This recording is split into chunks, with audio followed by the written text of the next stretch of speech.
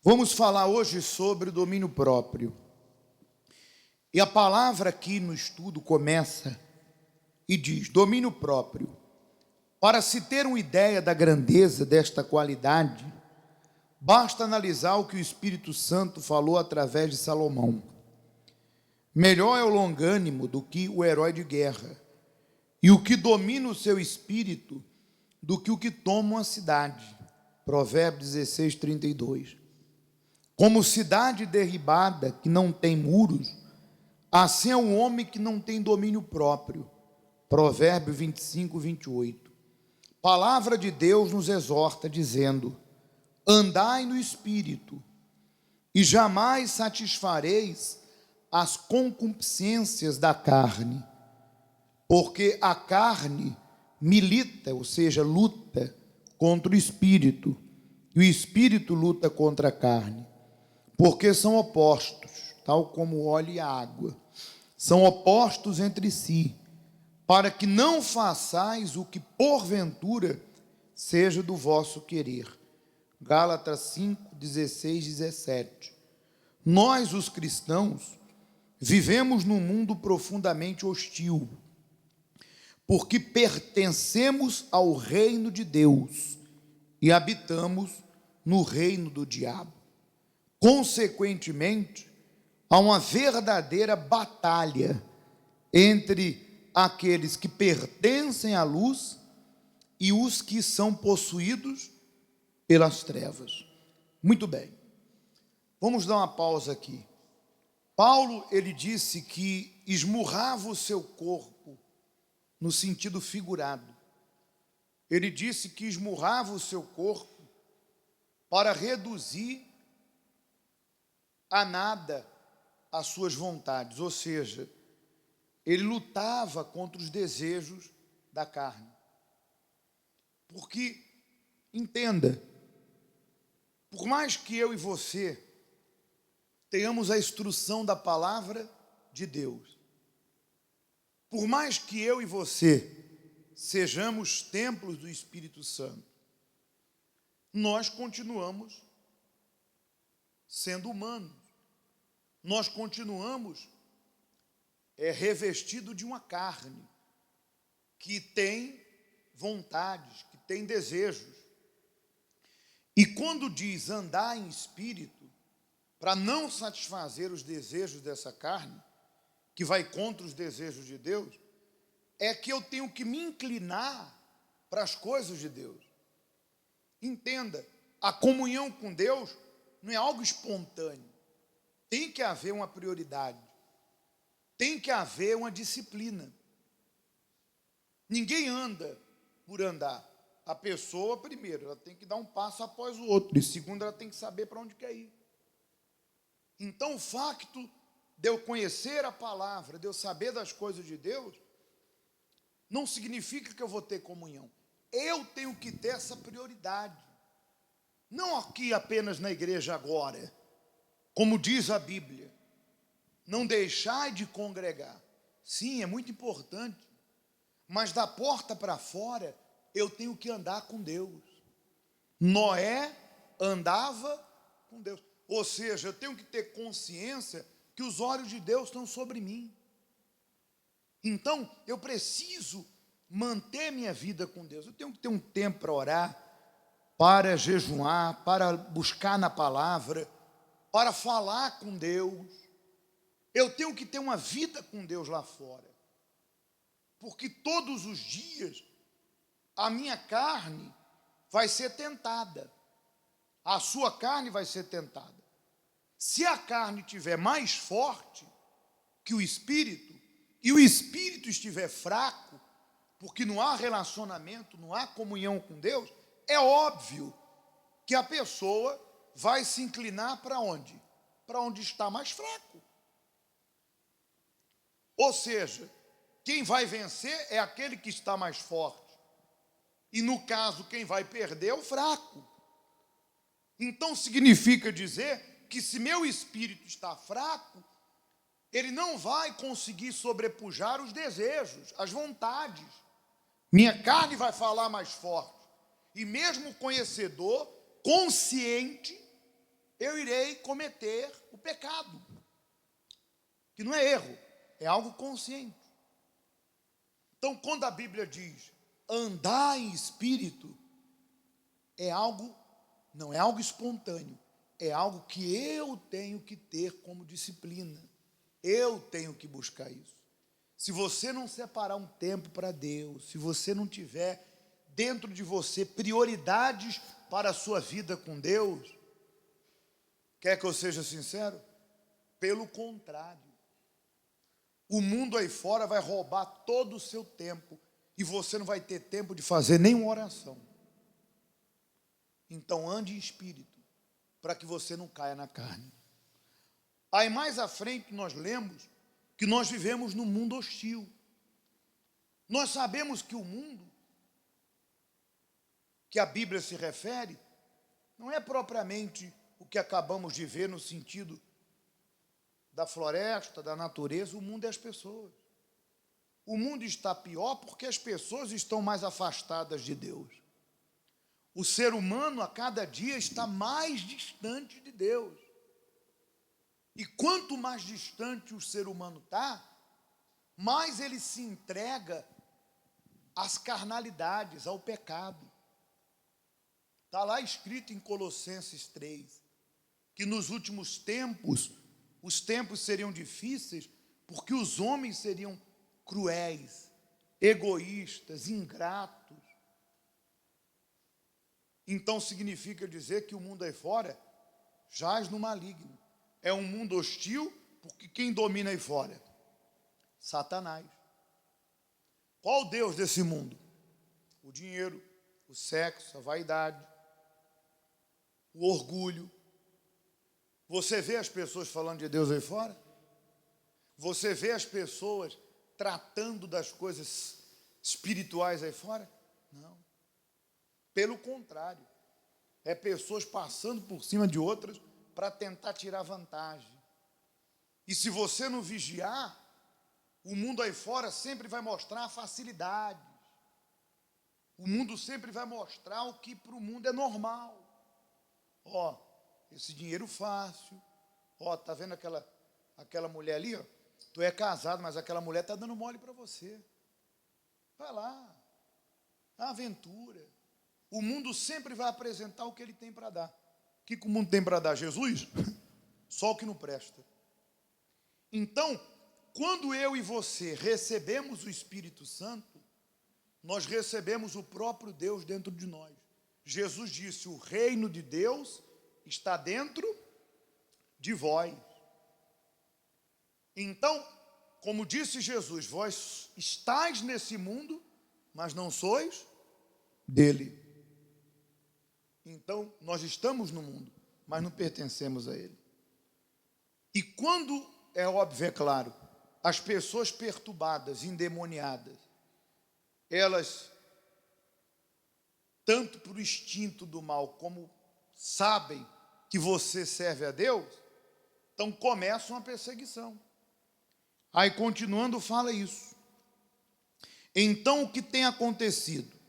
Os cristãos, os não cristãos, isto é, aqueles que são possuídos pelas trevas, e por isso mesmo guiados por elas, sempre articularão provocações no intuito de reagirmos segundo a nossa carne, para que eles possam provar a si mesmos e, acima de tudo, a nós, que no fundo, somos todos iguais e pertencemos ao mesmo mundo, e que a nossa fé não adianta de quê?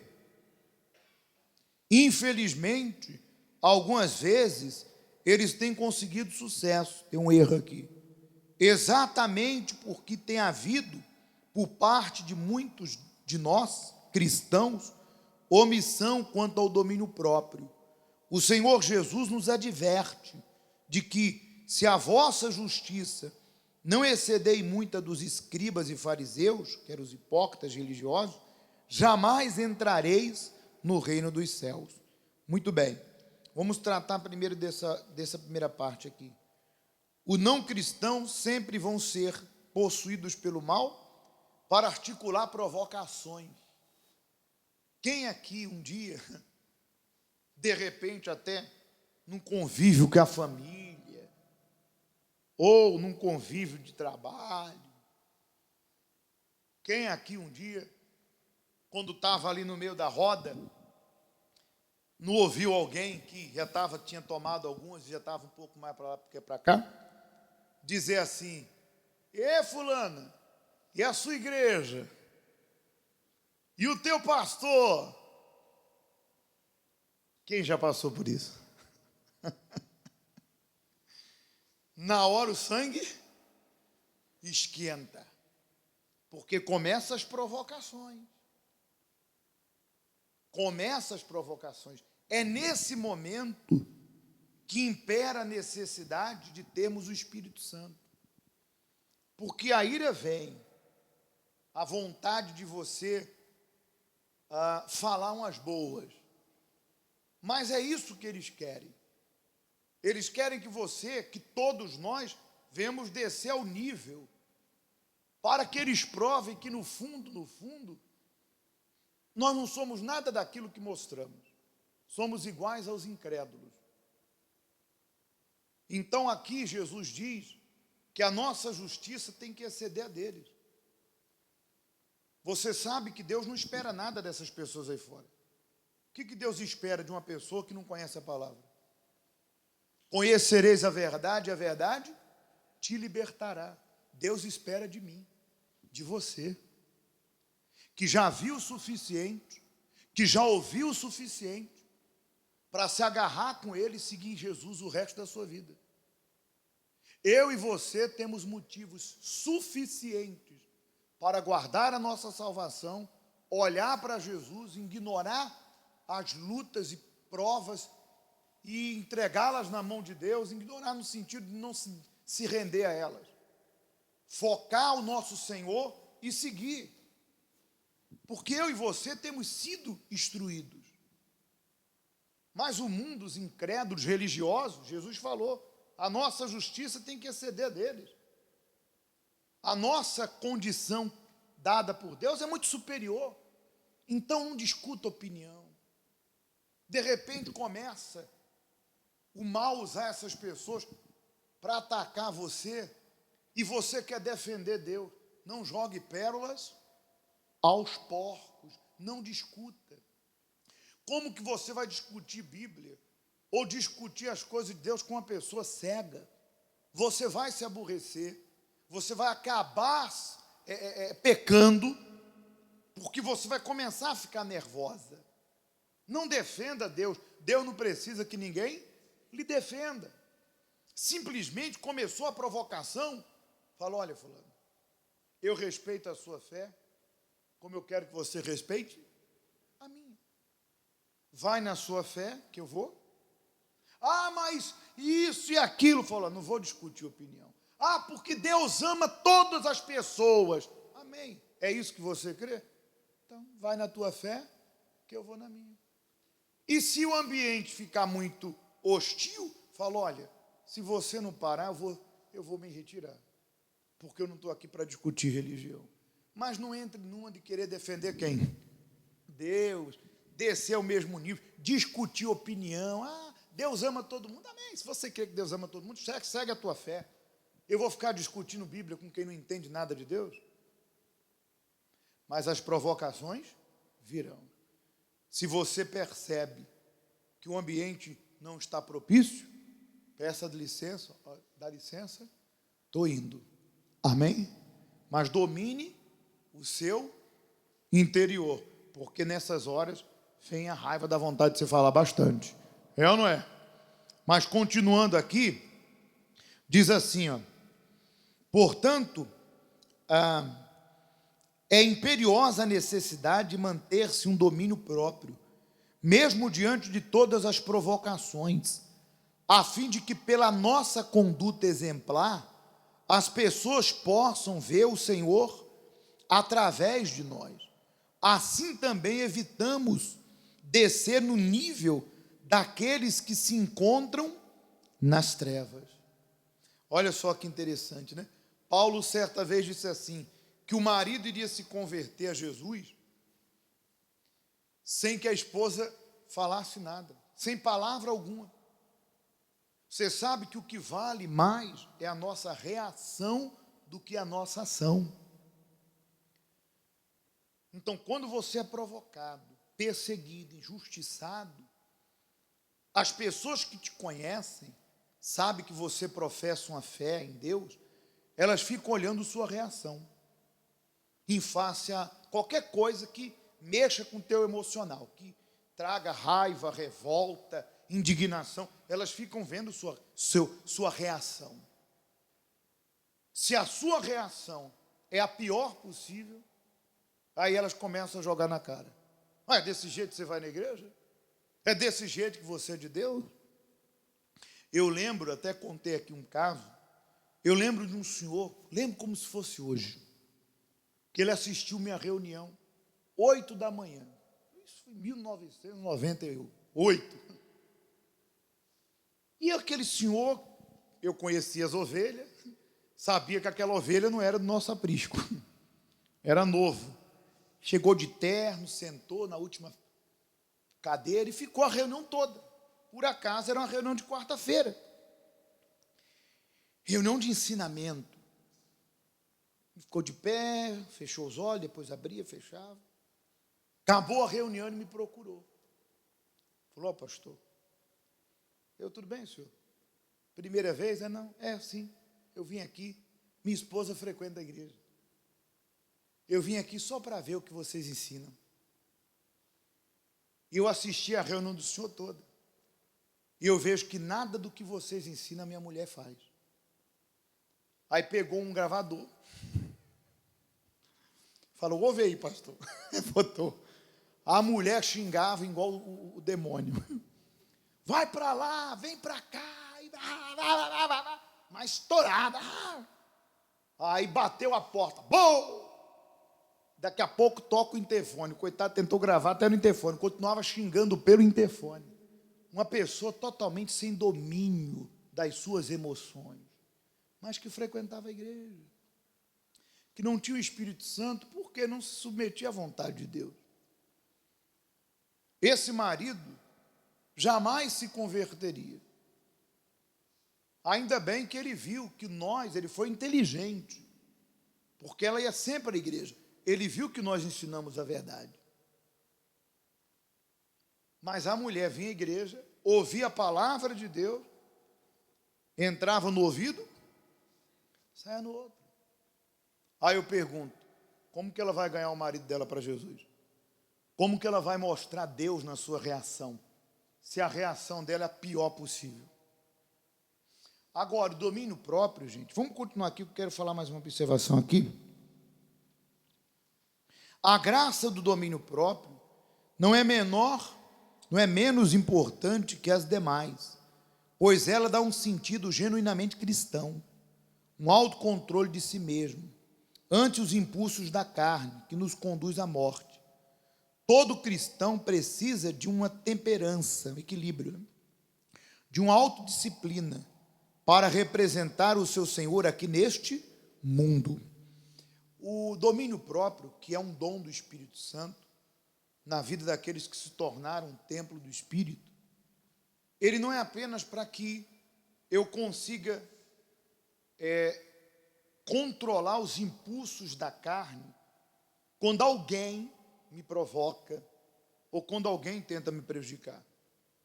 Mas ele também me dá o domínio contra as minhas próprias emoções e desejos. Porque o diabo, ele sempre vai tentar, ele sempre vai sugerir o pecado. Se você tem o Espírito Santo, você tem um domínio próprio. Então, quando a vontade da carne vier, você tem que lutar contra ela. Por isso que a Bíblia diz que não há tentação que seja maior que as nossas forças. Pelo contrário, a Bíblia diz que com a tentação Deus provê livramento. Mas você já deve ter ouvido pessoas dizerem assim: isso é mais forte do que eu. Não existe. é porque a pessoa, primeiro, não se decidiu na sua vida com Deus, e segundo, por não ter o Espírito Santo, ela até pode permanecer um tempo, mas não vai permanecer o tempo todo. Então, o Espírito Santo habitando em nós, o domínio próprio, não é apenas das reações de fora, mas também de dentro de nós. Deus nos dá o domínio, para não agirmos no sentimento, para não darmos ouvido a certas ideias, pensamentos, desejos, e colocar a perder a nossa vida, nossa salvação, a família, o casamento e tantas outras coisas, por causa de uma atitude errada, que poderia ser dominada. Tem gente que hoje diz, se eu pudesse voltar atrás, se eu pudesse ter evitado isso, eu faria. Pois é, mas não tem como. Mas Deus está te dando agora a condição de você evitar o pior, dominando as emoções internas, os desejos que vão ser aguçados e tentados, bem como também poder vencer os ataques que vão vir de fora. Amém? Por isso que agora, nesse momento, você que deseja, que sente essa necessidade, pastor, eu preciso do Espírito Santo. Se você o tem, tu vai buscar em Deus acender mais ainda essa chama. Se você apagou o Espírito, pastor, eu apaguei. Por algum tempo na igreja eu fiquei mal. Eu estou mal por causa de muitas coisas. Apaguei minha comunhão, tu vai acender a tua comunhão, tu vai voltar ao primeiro amor. E se você não se definiu, está aqui, mas não largou o pecado, não abandonou os vícios, os desejos, os prazeres da carne, você está dividido entre Deus, que é seguir a obediência, e esse mundo aí, os desejos. Então tu vai se definir hoje, você vai confessar e vai falar, Senhor, eu vou abandonar esse pecado. E aí Deus vai lhe dar o Espírito Santo, mediante a sua sinceridade. Amém?